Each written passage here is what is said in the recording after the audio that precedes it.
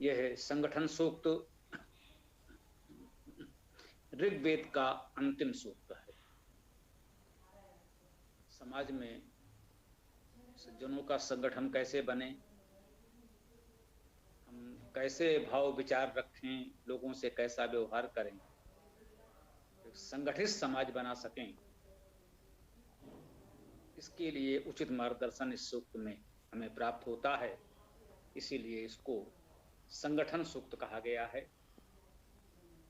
आज द्वितीय मंत्र आपने प्रस्तुत किया।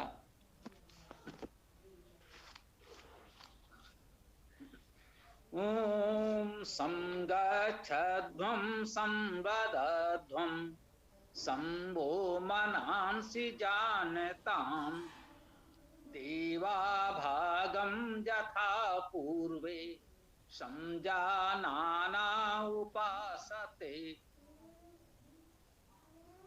सम्यक् गति हो सम्यक वाणी, मन सम्यक जाने तुम सबके।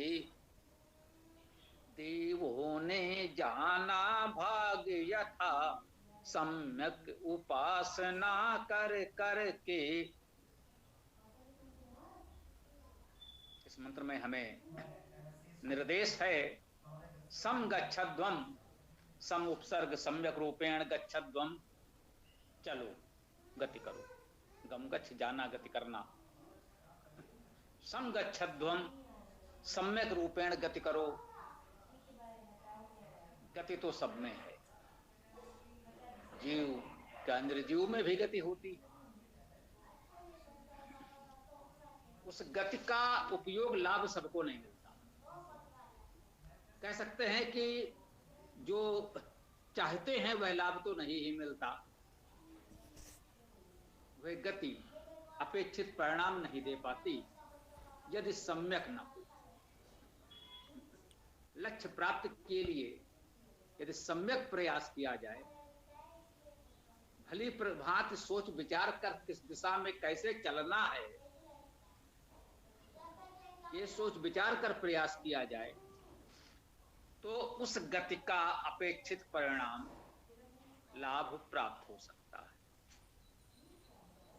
समगच्छध्वम संवदध्वम, सम्यक बोलो, वद बोलना, समुपसर्ग है, वद धातु का अर्थ है बोलना, वदध्वम बोलो, मध्यम पुरुष में कहा है बोलो, हमको निर्देश है बोलो।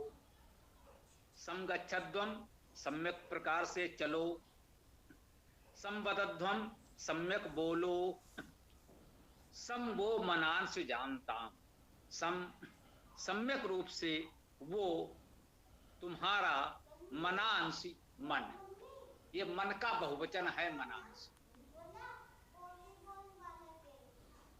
क्योंकि हम सबकी बात है तो सबके अपने अपने मन हैं। कहते हैं संभो मनांसी, तुम्हारे मन सम्यक प्रकार से जानताम जाने। सम्यक गति हो सम्यक वाणी, मन सम्यक जाने तुम सबके।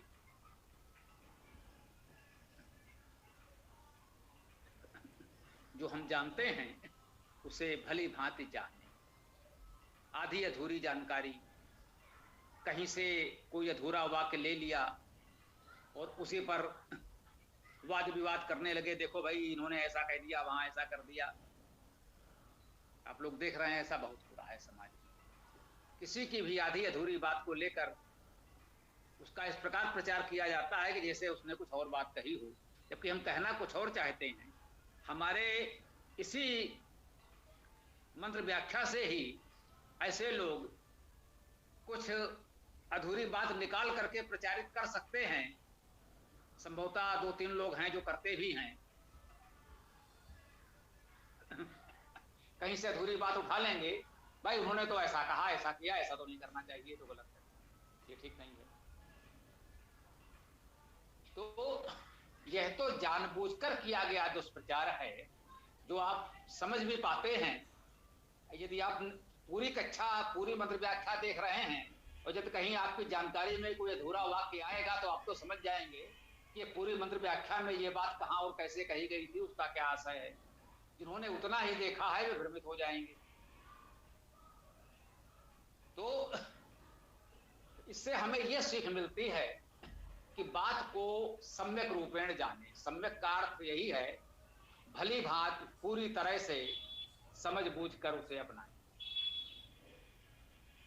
तो ऐसा तो कुछ लोग जानबूझकर दुष्प्रचार के लिए कर रहे हैं, उनका तो उद्देश्य ही दूषित है, परंतु हम असावधानी बस बहुधा ऐसी भूल कर बैठते हैं। बहुत से वाक्यांश सद्भावना में प्रचलित, आधे अधूरे, मैं कह रहा हूं सद्भावना में प्रचलित है। अभी तो मैंने ये उदाहरण दिया कि कुछ लोग दुर्भावना से आधी अधूरी बात का दुष्प्रचार करते हैं। बहुत सी बातें सद्भावना में भी प्रचलित हैं, परंतु अधूरी हैं तो फिर बात अधूरी ही बहुधा होती है। किसी वेद मंत्र का कोई एक छोटा सा भाग ले लिया और वहीं से उतना कह दिया तो बात पूरी नहीं होती है, अधूरी होती है। और बहुधा ये अधूरी बात भ्रम उत्पन्न करती है, भ्रामक हो जाती है, लोगों को भ्रम हो जाता है, हानिकारक भी हो जाती है। इसीलिए हम लोगों ने निवेदन किया है कि मंत्र तो कम से कम पूरा पढ़ ही लें, और वो मंत्र यदि कुछ आपको अटपटा लगता हो तो हमने निवेदन किया है कि वेद में इकाई सूक्त है, मंत्र को न माने। पूरा सूक्त पढ़ लें तो उसका अर्थ स्पष्ट हो जाता है, बहुत अच्छा रहेगा। यदि सूक्त से भी कहीं कुछ हो, यद्यप ऐसा हमारे अनुभव में नहीं है, जब आप पूरा सूक्त पढ़ते हैं तो बात बहुत अच्छी तरह स्पष्ट हो जाती है।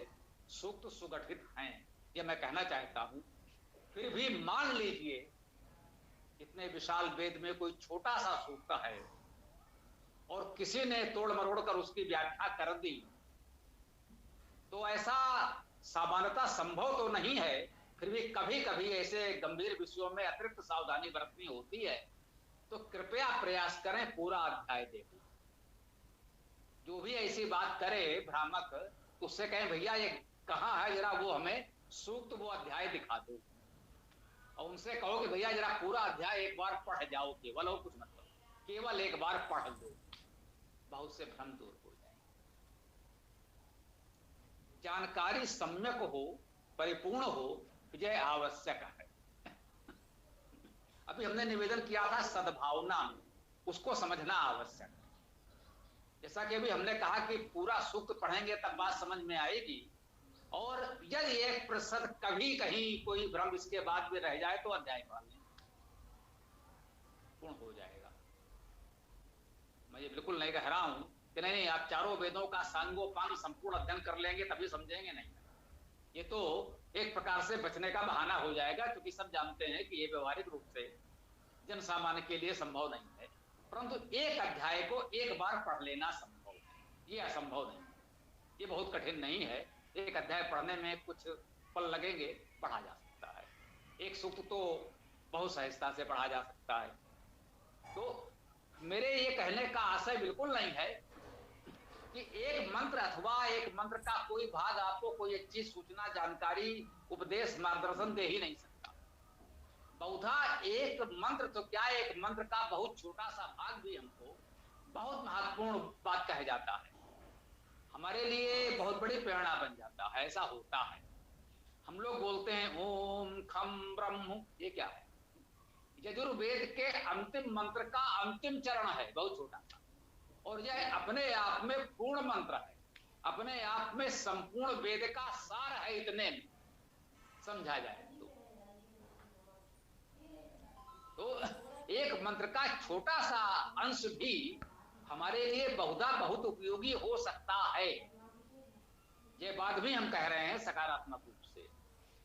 परंतु यदि किसी मंत्र के छोटे से अंश को लेकर कहीं भ्रम उत्पन्न करने का प्रयास हो तो उसका समाधान यही है कि पूरा मंत्र पढ़िए, उतने से बात ना बने तो पूरा सूक्त पढ़िए, बात बन जाएगी, मैं बिल्कुल आश्वस्त कर रहा हूँ। एक सूक्त पढ़ लेंगे तो बात बन जाएगी। फिर भी ये जीवन में कभी एक बार ऐसा अवसर आ ही जाए तो कह लीजिए ठीक है, पूरा अध्याय एक बार पढ़ लीजिए। तो अध्याय के संदर्भ में ध्यान आगे एक छोटी सी जानकारी आपको दे दूं। यजुर्वेद में 40 अध्याय हैं, सामवेद में 28 अध्याय। ऋग्वेद और अथर्ववेद में अध्याय शब्द का प्रयोग नहीं हुआ है, उसमें अनुवाक है। ये बात ध्यान देने की, आपकी जानकारी के लिए उपयोगी है। ऋग्वेद में 10 मंडल और 85 अनुवाक। चूंकि ऋग्वेद का आकार बहुत बड़ा है, तो जैसे हम कहते हैं कि यजुर्वेद में 40 अध्याय हैं, वैसे कहेंगे ऋग्वेद में 85 अनुवाक। अनुवाक और अध्याय एक ही बात है, केवल शब्द की बात है। आप अनुवाक को अध्याय भी कह सकते हैं, अध्याय को अनुवाक भी कह सकते हैं। इसे यूं कहना चाहिए कि ऋग्वेद में 85 अनुवाक हैं या ऋग्वेद में 85 अध्याय हैं। क्योंकि आकार बड़ा है, इसलिए इन 85 अनुवाक या 85 अध्याय को 10 भागों में बांट दिया गया, उसे मंडल कहा गया। यदि मंडल ना भी होते तो हम यूं कह सकते थे कि ऋग्वेद में 85 अनुवाक हैं, बात पूरी हो जाती। अब किसी कारण से लोक में ऋग्वेद के अनुवाक का प्रचलन उतना नहीं है, मंडल सूक्त मंत्र की गणना अधिक प्रचलित है। परंतु अनुवाक होते हैं, लिखे होते हैं, जिन्होंने मूल ग्रंथ पढ़ा है वे जानते हैं। तो हम जब अध्याय की बात कर रहे हैं तो यदि ऋग्वेद का मंत्र होगा तो उसे आप यूं समझे एक सूक्त, जैसे संगठन सूक्त पढ़ा रहे हैं, इसमें केवल 4 मंत्र हैं। अब इसमें यदि किसी को कोई बात हो तो भाई 4 ही मंत्र हैं, इतना तो पढ़ लो। और 4 मंत्र से बात न बने तो अंतिम सूक्त है, अर्थात 85वां अनुवाक है, 85वां अध्याय है। एक अध्याय पढ़ लीजिए आप। एक अध्याय में कितने सूक्त मंत्र होंगे? थोड़े से होंगे, पढ़े जा सकते हैं। तो इस संदर्भ बस आपको ये जानकारी मिली। ऋग्वेद में 85 अनुवाक या अध्याय हैं। इसी प्रकार अथर्ववेद में 111 अनुवाक हैं। आप 111 अध्याय भी कह सकते हैं। उसे 20 कांड में भी बांटा गया है। 111 अध्यायों को या 111 अनुवाकों को 20 कांड में विभाजित कर दिया गया। आप कांड कहें या ना कहें, आप अध्याय के रूप में अनुवाक कह सकते हैं। अथर्ववेद में 111 अनुवाक या अध्याय हैं, ऋग्वेद में 85 अनुवाक या अध्याय हैं। यहां से बात पूरी होती है। तो ये हमने कहा कि कोई अधूरी बात भ्रम उत्पन्न कर रही हो तो आपको पूरा सूक्त या अध्याय पढ़ना चाहिए। सकारात्मक उदाहरण के साथ ये बात समाप्त होगी। नकारात्मक उदाहरण की चर्चा हो चुकी है। पद्भ्याम शूद्रो अजायत बहुचर्चित उदाहरण है अधूरी बात को लेकर के विवाद उत्पन्न करने का। परंतु जब आप पूरा मंत्र और सूक्त पढ़ते हैं तो बात स्पष्ट हो जाती है। पहले भी चर्चा कर चुके हैं, विस्तार में नहीं जाएंगे। सकारात्मक रूप से आपने बहुत सुना होगा, विद्या अमृतमश्नुते। विद्या अमृतम अश्नुते, अर्थात विद्या द्वारा अमृत प्राप्त होता है। यह बात सकारात्मक रूप से कही गई है। विद्यालयों में खूब लिखा होता है, आपको बहुत लिखा हुआ मिलेगा विद्यालयों में, विद्या अमृतम अश्नुते, विद्या अमृतम अश्नुते, वो संधि करके लिख दिया जाता है एक शब्द के रूप में। परंतु यजुर्वेद के अंतिम अध्याय में 40वें अध्याय में ये मंत्र आता है। जब वहां आप देखेंगे तो पूरा मंत्र आपको बताता है, जो विद्याम चा यस्तद्वेद वयम सहा अविद्या मृत्युम तीर्थवा विद्या अमृतम अश्नुते। वहां कहते हैं कि विद्या और अविद्या दोनों को जानना है। अविद्या के द्वारा आप मृत्यु के पार जा सकते हैं और विद्या के द्वारा अमृत प्राप्त कर सकते हैं। विद्या अमृतम अश्नुते जो लिखा जा रहा है, सद्भावना से, अच्छी भावना से लिखा जा रहा है। विद्या का महत्व बताया जा रहा है, अच्छी बात है। परंतु बात पूरी नहीं है।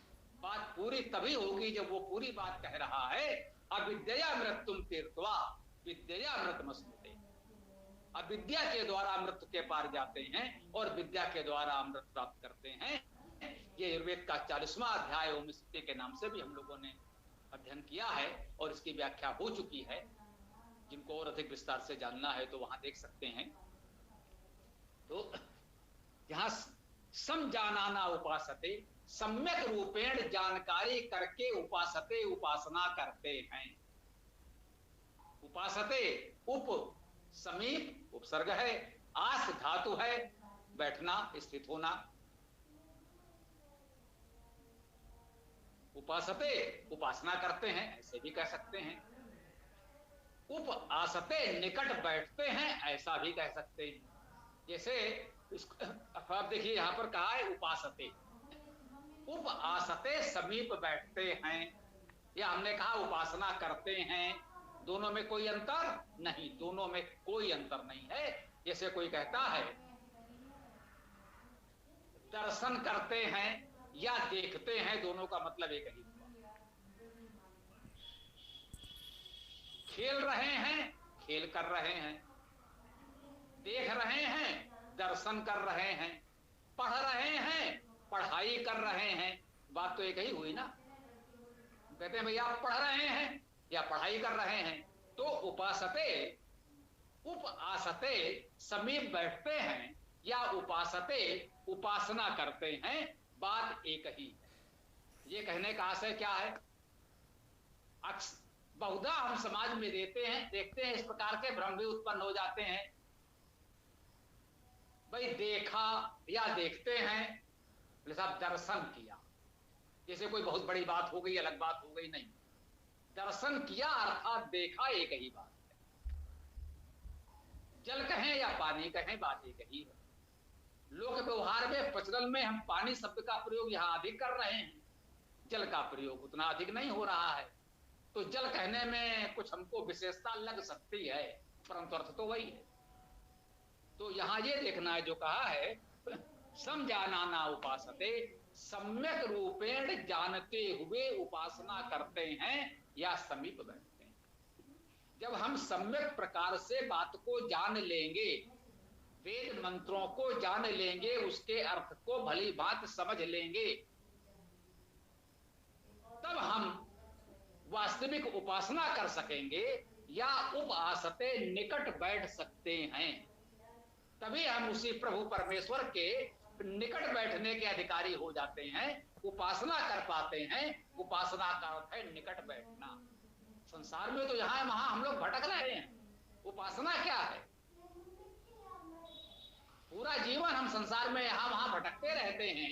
जब कभी कुछ पल निकाल कर उस प्रभु के समीप बैठ जाते हैं, इसी को उपासना करना कहते हैं। और उपासना कोई कर्म कांड नहीं है कि कोई कैसा उपासना करनी है तो ये करो वो करो, ये वाला फूल लाओ वो वाला फल लाओ, इस हाथ में जल लो उस हाथ से ये करो। इस सब कर्मकांड का नाम उपासना नहीं। उपासना का अर्थ है निकट बैठना। संसार के भाग दौड़ भटकाव से विमुख होकर कुछ पल उस प्रभु के समीप बैठ जाइए, इस संसार से विमुख होकर उसके सम्मुख हो जाइए, उसके निकट बैठ जाइए, इसी का नाम तो उपासना है। तो आज हम लोगों ने ऋग्वेद के अंतिम सूक्त संगठन सूक्त के इस द्वितीय मंत्र की चर्चा की, इसको हम लोगों ने समझा। आशा है आप लोगों को कुछ प्राप्त हुआ होगा। फिर भी यदि इस संदर्भ में किसी को और कुछ चर्चा करनी हो तो कर सकते हैं। हम अपनी बात को यहाँ विराम देते हैं। ओम खम ब्रह्म